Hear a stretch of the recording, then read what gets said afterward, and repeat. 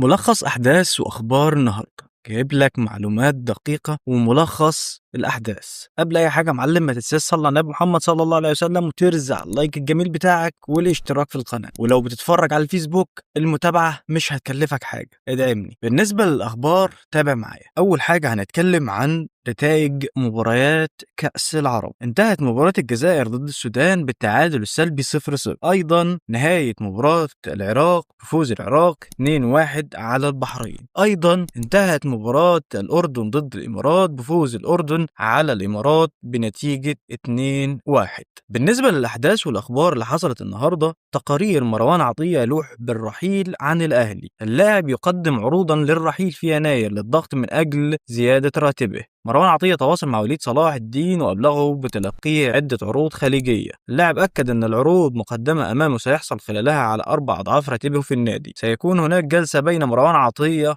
ووكيل أعماله في حضور مسؤولي الأهلي بعد أفريقيا لحسم موقفه. تقارير وكيل اللاعبين عرض على حسين الشحات الانتقال إلى بيراميدز، لكن اللاعب فضل تأجيل المناقشة لحين وضوح موقفه مع الأهلي. مصدر بالأهلي: حسين الشحات يخوض المرحلة الأخيرة من برنامجه التأهيلي في العضلة الخلفية، وحتى الآن غير جاهز طبيا لمباراة الفريق المقبلة أمام إنبي بكأس الرابطة. مصدر في الأهلي: هناك نية لتعديل راتب محمد هاني ليتناسب مع نسبة مشاركته في المباريات، ولكن في نهاية الموسم الجاري. وفقا للناقد الرياضي خالد الأتربي: عندي معلومة من شهر إن حسام عبد المجيد وأخوه بلغوا الزمالك إن اللاعب ممكن يرحل بدون كوبري باستغلال بنود في العقد حسام يعرفها، وده ممكن يكون إشارة إن الكلام اللي بيتقال عن العقد صحيح ولازم رد رسمي عليه. موقع كورة: وقال مصدر في تصريحات خاصة لكورة إن إدارة الأهلي تواصلت خلال الساعات الماضية للمرة الأولى مع الرجاء وطلبت شراء المدة المتبقية في عقد يوسف بالعمري. وأضاف المصدر سيد عبد الحفيظ عضو مجلس الإدارة عقد جلسة مع وكيل بالعمري خلال وجود الفريق في المغرب لخوض مواجهة الجيش الملكي في الجولة الثانية من دوري أبطال إفريقيا، والتي انتهت بالتعادل 1-1. وأوضح تم التواصل إلى اتفاق مبدئي بشأن قيمة العقد السنوي مع اللاعب ووكيله على أن يوقع بالعمري لمدة 4 سنوات ونصف إذا حصل الأهلي على مرفقة الرجاء البيضاوي. وشدد المصدر على أن الأهلي طلب شراء